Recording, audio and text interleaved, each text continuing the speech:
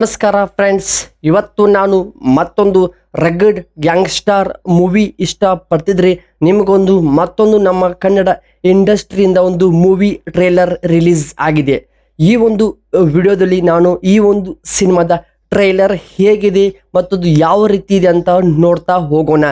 KM ಚೈತನ್ಯ ಮತ್ತು ವಿನೋದ್ ಪ್ರಭಾಕರ್ ಅವರೊಂದು ಕಾಂಬಿನೇಷನಲ್ಲಿ ಮೂಡಿ ಬರ್ತಿರುವ ಬಲರಾಮನ ದಿನಗಳು ಈ ಸಿನಿಮಾದ ಟೀಸರ್ ಬಿಡುಗಡೆ ಆಗಿದೆ. ನಿಜವಾಗ್ಲೂ ಈ ಟೀಸರ್ ಹೇಗಿದೆ, ಅನಾಲಿಸಿಸ್ ಮತ್ತು ರಿವ್ಯೂ ಕಂಪ್ಲೀಟ್ ಆಗಿ ಮಾಡ್ತಾ ಹೋಗೋಣ ಬನ್ನಿ.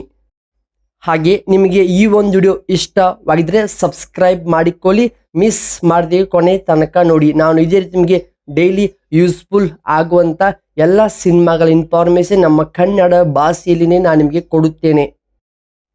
ಈ ಸಿನಿಮಾ 1985 ಕಾಲಘಟ್ಟದಲ್ಲಿ ಬೆಂಗಳೂರಿನಲ್ಲಿ ಭೂಗತದ ಲೋಕದ ಕತೆ ಹೇಳುತ್ತದೆ. ಅಂದರೆ ರೌಡಿಜಮ್ ಅಂಡರ್ ವರ್ಲ್ಡ್ ಒಂದು ಕತೆ ಹೇಳುತ್ತದೆ.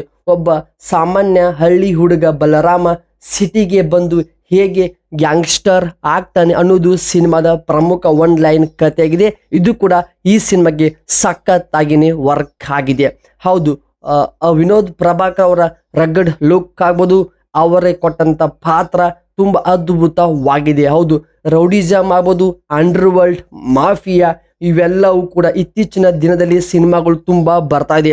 ಅದೇ ಒಂದು ಕಾನ್ಸೆಪ್ಟ್ನಲ್ಲಿ ಕೂಡ ಬಲರಾಮನ ದಿನಗಳು ಅಂತ ಒಂದು ಹೊಸ ಸಿನಿಮಾ ಈ ನಮ್ಮ ಕನ್ನಡ ಇಂಡಸ್ಟ್ರಿಗೆ ಮತ್ತೆ ಕಾಲಿಡ್ತಾ ಇದೆ.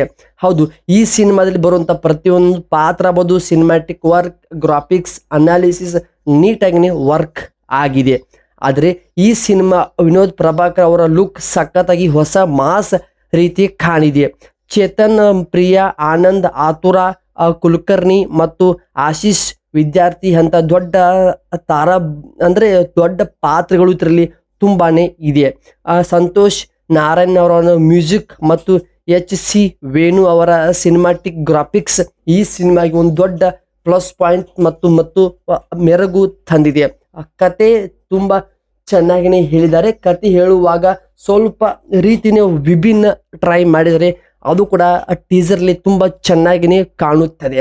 ಏಕೆಂದರೆ ಇತ್ತೀಚಿನದಲ್ಲಿ ಆಕ್ಷನ್ನು, ಲವ್ ಸ್ಟೋರಿ ಸಿನಿಮಾಗಳ ಮಧ್ಯೆ ಅಂಡರ್ ವರ್ಲ್ಡ್, ಮಾಫಿಯಾ ಸಿನಿಮಾಗಳು ತುಂಬಾನೇ ಹೆಚ್ಚಿಗೆ ಆದ ಕಾರಣ ನೋಡೋಕ್ಕೆ ಒಂದು ಒಳ್ಳೆ ಫೀಲ್ ಆ ಟೈಮಲ್ಲಿ ಹೇಗಿತ್ತು ಅಂಡರ್ ವರ್ಲ್ಡ್ ಅನ್ನೋದು ಒಂದು ಚಿಕ್ಕ ಝಲಕ್ ನಮಗೆ ಗೊತ್ತಾಗುತ್ತದೆ.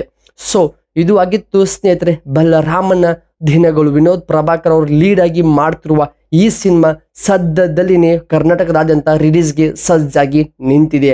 ಸೊ ಈ ಸಿನಿಮಾ ಆದಷ್ಟು ಬೇಗ ತೆರೆ ಮೇಲೆ ಬರಲಿ ಅಂತ ಆಶಿಸೋಣ.